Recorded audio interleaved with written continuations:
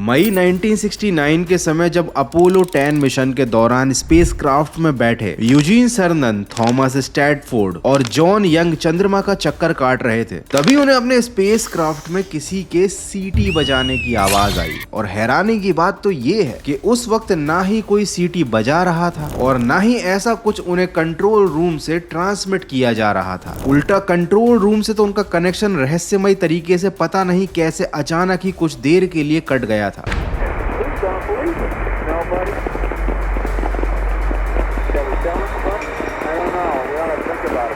लेकिन जैसे ही सिग्नल वापस आया, उनका कनेक्शन कंट्रोल रूम से फिर से एस्टैब्लिश हुआ। उन तीनों ने एक ही सांस में बताया कि उन्होंने एक डरावनी सी बीप की आवाज या कहें सीटी की आवाज सुनी थी। It sounds like, outer space type music. उन्हें ऐसा लग रहा था कि इस साउंड के थ्रू कोई उनसे कुछ कहने की कोशिश कर रहा था, मगर क्या, ये आज तक कोई नहीं जान पाया। शुरुआत में लोगों को लगा कि उनको किसी तरह का वहम हुआ होगा, लेकिन जब अपोलो 11 के पायलट माइकल कॉलिंग्स भी जब अपने मिशन से लौटे तो उन्होंने रेडियो पर अजीबोगरीब डरावनी आवाजों को सुनने की बात कही थी, मानो एक अनजानी सी ताकत उन्हें उस समय स्पेस क्राफ्ट में किसी चीज के लिए चेताने की कोशिश कर रही थी। और गौर करने वाली बात यह कि इन दोनों घटनाओं के बीच एक चीज कॉमन है, वो है इस घटना की लोकेशन। जब ये दोनों घटनाएं घटी तो उनके स्पेस क्राफ्ट की डायरेक्शनल अलाइनमेंट चंद्रमा के साउथ पोल के आसपास थी। ये वही साउथ पोल है जहां पर कभी भी सूरज की किरणें नहीं पड़ती। यहाँ तक कि हमारा चंद्रयान 2 भी चंद्रमा के इसी साउथ पोल के ऊपर पहुंचकर रहस्यमय तरीके से क्रैश हो गया था। कई सालों तक इस घटना को लोगों ने इत्तेफाक समझा, मगर हाल ही में जब वैज्ञानिकों ने इस घटना की अंडरग्राउंड सर्विलांस की तो उन्हें चंद्रमा की सतह के नीचे इस तरह के बड़े बड़े सर्कस दिखाई दिए, जो देखने में मानो किसी अंडरग्राउंड कॉलोनी या यूएफओ पार्किंग स्टेशन की तरह लग रहा था। ऐसे में अपोलो मिशंस के दौरान जो अजीब आवाजें सुनी गई थी, क्या वो एलियंस के द्वारा भेजी गई कोई चेतावनी थी, जिसके द्वारा वो इंसानों को यहाँ मतलब चांद पर आने से रोक रहे थे? क्या वाकई में ये जो गोल निशान जमीन के नीचे दिख रहे हैं वो किसी परग्रही सभ्यता के अंश हैं, जिनकी वजह से कोई भी इंसानी स्पेसक्राफ्ट कभी भी इस जगह पर नहीं आ पाता? और अगर ऐसा कुछ भी नहीं है तो फिर आखिर क्या है इस जगह की सच्चाई? आखिर चांद के इस डार्क साइड में क्या छिपा हुआ है?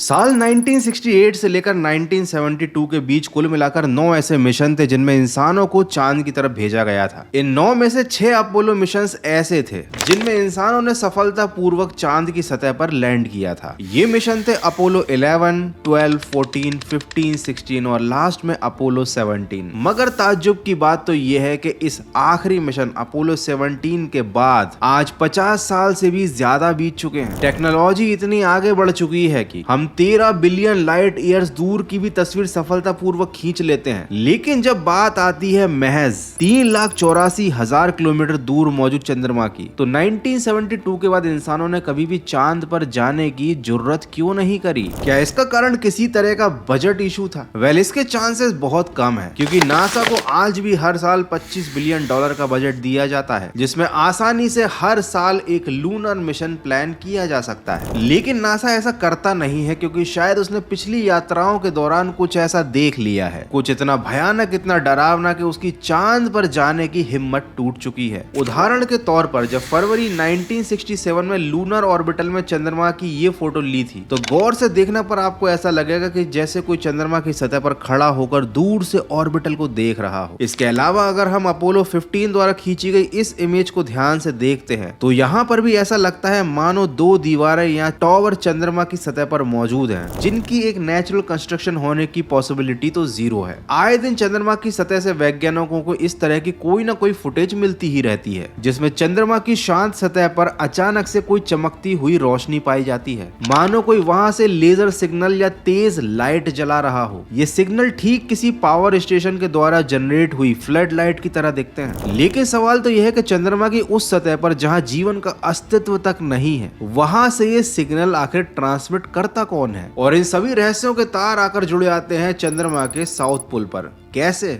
आइए समझते हैं और साथ ही इस पूरे मिस्ट्री को डिकोड करने की कोशिश करते हैं। दरअसल 1959 में सोवियत ने अपना पहला लूना 3 स्पेसक्राफ्ट भेजा था, जिसने मानवता को चंद्रमा के फार साइड की पहली झलक दी थी। पहली झलक इसलिए क्योंकि चंद्रमा एक्चुअली पृथ्वी से टाइडली लॉक्ड है, यानी इसका एक भाग पृथ्वी की तरफ हमेशा फेस करता है, वहीं इसका एक भाग हमेशा पृथ्वी से अपोजिट साइड पर रहता है। और यही वजह है कि जब भी पृथ्वी से आप चांद को देखते हो तो आपको हमेशा उसका ये एक साइड ही दिखता है जो कि पृथ्वी को फेस करता है, और उसका अपोजिट साइड हमेशा पृथ्वी से छिपा रहता है। और इस पार्ट को जो अंधेरे में डूबा रहता है, पृथ्वी से छिपा रहता है, इसे ऑर्बिटल भेजकर ही ऑब्जर्व किया जा सकता है। सोवियत को इस बात की उम्मीद थी कि चंद्रमा के पीछे वाली सतह भी ठीक आगे वाली सतह जैसी ही होगी, मगर तस्वीरों ने तो कुछ अलग बातें ही रिवील कर दी। तस्वीरों में पता चला कि फार side of the moon actual में काफी ज्यादा उबड़ खाबड़ है और वहां ढेर सारे क्रेटर मौजूद हैं।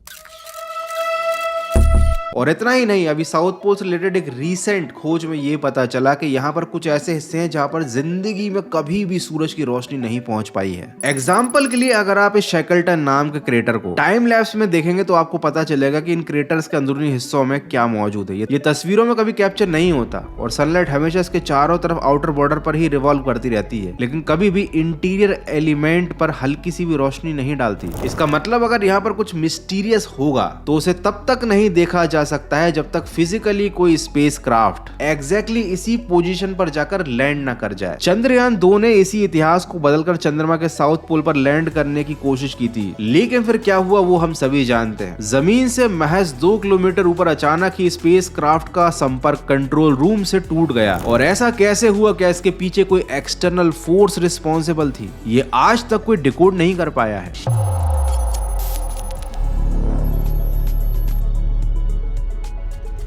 लूना 3 से मिलने वाली कई तस्वीरों को देखकर सोवियत के साथ साथ दुनिया के कई और समूहों को इस बात का शक था कि यहाँ बेशक एलियंस का वास हो सकता है। और 1960 और 70 के दौरान अपोलो मिशंस में एडवांस कैमरेज के साथ साथ इंसानों को भी चांद पर भेजा जाने लगा। अब लोगों को उम्मीद थी कि इससे हमें वहां का चांद का एक अनफिल्टर्ड लुक देखने को मिलेगा, लेकिन लोगों की सारी उम्मीदों पर पानी फिर गया जब नासा द्वारा रिलीज की गई इमेजेस में से कुछ ऐसे अजीबोगरीब स्ट्रक्चर्स मिले जिनका वहां होना कहीं से भी एक्सप्लेन नहीं किया जा सकता था। यहाँ तक कि नासा के द्वारा फार साइड और पोल्स के पास खींची गई कई तस्वीरों को या तो रिलीज ही नहीं किया गया, और अगर रिलीज किया भी गया तो ब्लर करके या सेंसरशिप से उसमें चीजों को इधर उधर करके। 2016 में जैसे एक विसल ब्लोअर ने बताया कि 1971 में नासा ने अपने स्पेसक्राफ्ट से ये तस्वीर खींची थी जिससे क्लियरली एक यूएफओ को स्पॉट किया जा सकता है, मगर फिर भी उन्होंने इसे दुनिया के सामने एज इट इज नहीं दिखाया। उस समय ऐसा करना लाजमी भी था क्योंकि सोवियत और अमेरिका के बीच चल रहा था एक कोल्ड वॉर। ऐसे में किसी एडवांस एलियन सिविलाइजेशन से किसी भी एक गुट का कांटेक्ट हो जाना उनको बहुत ज्यादा फायदा दे सकता था। लेकिन कोल्ड वॉर खत्म होने के बाद भी उन्होंने इस पिक्चर को रिलीज नहीं किया और साथ ही लोगों को इसके बारे में बात करने से भी मना कर दिया। एस्ट्रोनॉट्स के द्वारा जो भी अजीब चीजें महसूस की गई थी उनको भी रिकॉर्ड से हटा दिया गया और उसके बाद लोगों का शक बढ़ने लगा कि अमेरिका कुछ तो जानता है जो वो दुनिया के सामने नहीं आने देना चाहता। कहते हैं कोल्ड वॉर के दौरान सोवियत ने भी अमेरिका के अपोलो मिशंस में पाए गए इन एलियंस से रिलेटेड रहस्यों को जासूसों के नेटवर्क के थ्रू पाने की कोशिश की थी। और कुछ थ्योरीज तो यहाँ तक कहती हैं कि उन्होंने इस इंफॉर्मेशन को पा भी लिया था और ये इंफॉर्मेशन ऑथेंटिक होने के साथ साथ इतनी डरावनी थी कि उन्हें इस बात का डर हो गया था कि अगर ये चीजें पब्लिक के सामने आ गई तो एक बहुत बड़ा केओस क्रिएट हो जाएगा। इसलिए कट्टर दुश्मनी होने के बावजूद भी इन दोनों देशों ने एलियन से रिलेटेड किसी भी बात को जनता तक बाहर नहीं आने दिया। बीते कई सालों में बहुत से देश चंद्रमा के फार साइड और साउथ पोल पर भी जा चुके हैं, लेकिन उन्हें कभी ऐसा कुछ नहीं मिला जिससे एलियन रिलेटेड किसी थ्योरी को वैलिडेट किया जा सके। अंटिल रिसेंटली, जब तक नासा के बहुत सारे मिशंस का ढेर सारा डाटा रिसर्च के लिए स्पेसिफिक यूनिवर्सिटीज के लिए पब्लिकली अवेलेबल कराया गया और इस डेटा सेट में कुछ अजीब ही सामने आ गया।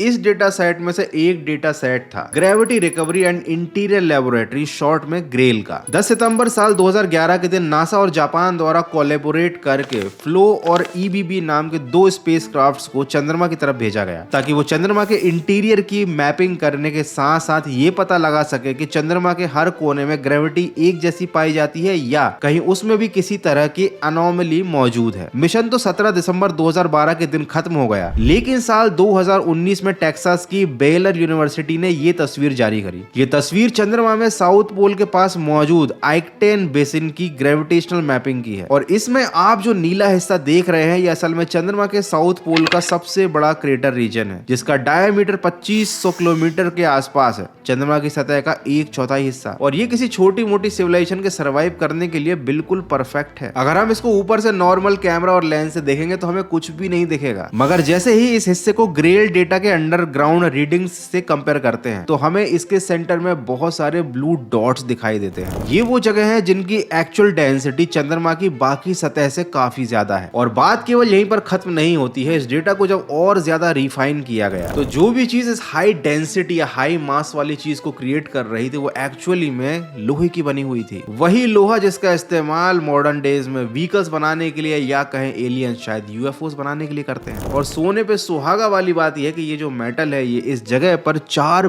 बिलियन साल से मौजूद है, जिसके यहाँ डिपॉजिट होने की वजह से चंद्रमा के साउथ रीजन में इतना मास इम्बैलेंस क्रिएट हो गया कि उस वक्त मून अपने एक्सिस तक से डीस्टेबलाइज होकर शिफ्ट हो गया था। दोस्तों, हमारी पृथ्वी पर जीवन की शुरुआत आज से 3.7 बिलियन ईयर्स पहले हुई थी। इंसानों की प्रजाति के सबसे पहले वंशज होमो हैबिलिस भी करीब 20 लाख साल पहले से ही धरती पर भटकना शुरू हुए हैं। और लोहे को इस्तेमाल करके चीजों को बनाना तो अभी करीब 4000 साल पहले की ही बात है। अब हमारी धरती के आयरन एज से भी ज्यादा पुराना लोहा चांद की सतह पर मौजूद होना और लूना की सतह के नीचे मौजूद ये लोहा अगर किसी सभ्यता का सिविलाइजेशन का हिस्सा है तो इमेजिन करो कि ये सिविलाइजेशन कितनी पुरानी होगी। इसका मतलब ये है कि ये पृथ्वी पर पनपने वाले किसी भी तरह के जीवन से 30 करोड़ साल पहले से मौजूद है और वहां पर रहते हुए इनकी नजर पृथ्वी पर हमेशा से थी। तभी तो आए दिन कोई ना कोई यूएफओ साइटिंग अपनी पृथ्वी पर दिखती रहती है। अकेले 1 मई 2023 से 1 जून 2024 के बीच 757 यूएफओ साइटिंग्स पेंटागन को रिपोर्ट की गई थी, वो भी केवल अमेरिका में। अगर हम बात करते हैं ऑफिशियल थ्योरी की तो वैज्ञानिक ये बताते हैं कि आज से करीब 4 बिलियन साल पहले मेटल का एक बहुत बड़ा उल्कापिंड सीधा चंद्रमा के इस हिस्से से टकराया था, जिस वजह से यहाँ इतना बड़ा क्रेटर बन गया और उसके डिपॉजिट्स के मास ने लूनर एक्सिस को डिस्टेबलाइज कर दिया। हालांकि टकराने के बाद जहां उनका बहुत बड़ा हिस्सा टूटकर अंतरिक्ष में ही चला गया था, वहीं कुछ हिस्सा चंद्रमा की सतह पर ही रह गया। फिर जैसे जैसे समय बीता मेटल के कुछ टुकड़े चंद्रमा की कोर तक पहुंचने से पहले ही मेंटल में फंसे रह गए और चूंकि इन जनरल इस लोहे की डेंसिटी चंद्रमा को बनाने वाले सभी कंपाउंड्स से ज्यादा होती है, इस वजह से ये हमें इसकी साइंटिफिक रीडिंग्स अलग से दिखाई दे जाती है। अच्छा, आपको याद है कि अभी थोड़ी देर पहले मैंने आपको बताया था कि चंद्रमा की सतह पर आए दिन एक चमकती हुई रोशनी दिखाई देती है जैसे कि कोई सिग्नल भेज रहा हो। तो जिस तरह मैंने आपको चंद्रमा पर पाए जाने वाले लोहे का एक्चुअल रीजन बताया, वैसे ही चंद्रमा पर होने वाली इस रहस्यमय घटना के पीछे भी एक रीजन है। पृथ्वी के पास अपना एक स्ट्रॉन्ग एटमॉस्फेयर है, काफी ताकतवर मैग्नेटिक फील्ड है, जिसकी वजह से जब भी कोई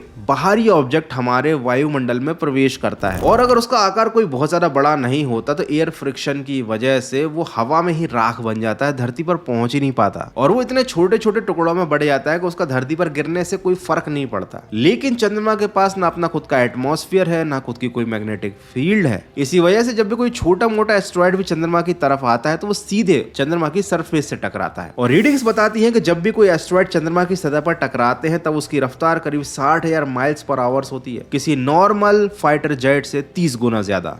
इमेजिन, जाहिर सी बात है कि इनका मोमेंटम और इनके द्वारा होल्ड की जाने वाली पोटेंशियल एनर्जी अपने आप में किसी मिसाइल से कम नहीं होती और यही कारण है कि ये उल्कापिंड जब भी चांद की सरफेस से टकराते हैं तो ये एक पावरफुल एक्सप्लोजन को अनलीश करते हैं, जिससे निकलने वाली एनर्जी पृथ्वी पर फटने वाले कई डायनामाइट्स के फटने के बराबर होती है और उस विस्फोट से निकलने वाला प्रकाश एक स्प्लिट सेकेंड के लिए ही सही मगर पृथ्वी से भी ऑब्जर्व किया जाता है। और चूंकि चंद्रमा की आउटर साइड पूरी तरीके से एक्सपोज्ड है और आए दिन छोटे मोटे एस्ट्रॉइड उससे टकराते ही रहते हैं और यही वजह है कि चांद की इतनी सारी स्पार्कलिंग फुटेजेस इंटरनेट पर अवेलेबल हैं, लेकिन ये किसी एलियंस के द्वारा भेजा गया सिग्नल नहीं है। इस तरीके की फुटेजेस में से 2 रिसेंटली अभी कुछ हफ्ते पहले 1 नवंबर को जापान द्वारा रिकॉर्ड की गई थी। तो अब तो आप समझ गए होंगे कि आखिर इन चमत्कारी रोशनियों के पीछे क्या रहस्य है। और अब बात करते हैं उन अजीबो गरीब आवाजों की जिन्हें एस्ट्रोनॉट्स ने अपोलो मिशन के दौरान सुना था। That music even sounds outer spacey, doesn't it? You hear that? That whistling sound? Yeah. Look at your... Yeah, it sounds like, outer space type music. तो नासा के अकॉर्डिंग ये radio interference था। जिसकी वजह से रिकॉर्ड हुई voice में disturbance create हुआ था। माइकल कॉलिंस ने भी नासा के द्वारा दिए गए एक्सप्लेनेशन को सही माना और उस पर कभी सवाल नहीं उठाया। देखो, इस कहानी के ना दो पहलू हैं। जहां एक तरफ है चंद्रमा पर खींची गई रहस्यमय तस्वीरें जो कैमरा एंगल और लाइट के रिफ्लेक्शन से बनने वाले इल्यूजन की तरह भी ट्रीट की जा सकती हैं। वहीं दूसरी तरफ लोगों का ये मानना भी गलत नहीं हो सकता कि एक ऐसी जगह है जहां पर पानी भी अवेलेबल है और साथ ही मौजूद है जीवन के होने के कई सारे सबूत भी। तो क्या ये पॉसिबल नहीं है कि उसकी अंडरग्राउंड लेयर में किसी एलियन सिविलाइजेशन का सीक्रेट बेस मौजूद हो जिसे अभी तक इंसानों के द्वारा एक्सेस नहीं किया जा सका है? और अगर कर भी दिया गया है तो इसकी जानकारी अभी तक पब्लिकली अवेलेबल नहीं है, क्योंकि कॉन्फिडेंशियल्स और सीक्रेट डिटेल्स छुपाने की बातें नासा ओपनली कहता आया है और स्पेस साइंस की दुनिया में एलियंस से बड़ा सीक्रेट तो शायद कुछ नहीं हो सकता। तो आपका इस बारे में क्या सोचना है? क्या वाकई नासा एलियंस के बारे में जानता है और दुनिया से छुपा रहा है, या फिर ये जो भी घटनाएं हमारे सामने आती हैं, जो भी फोटोज हमें मिलती हैं या रहस्यमय आवाज सुनाई देती हैं, वो सब एक कोइंसिडेंस है और उसके पीछे कुछ और ही साइंटिफिक लॉजिक है जिसे हम शायद एलियंस के द्वारा भेजा गया सिग्नल मान लेते हैं?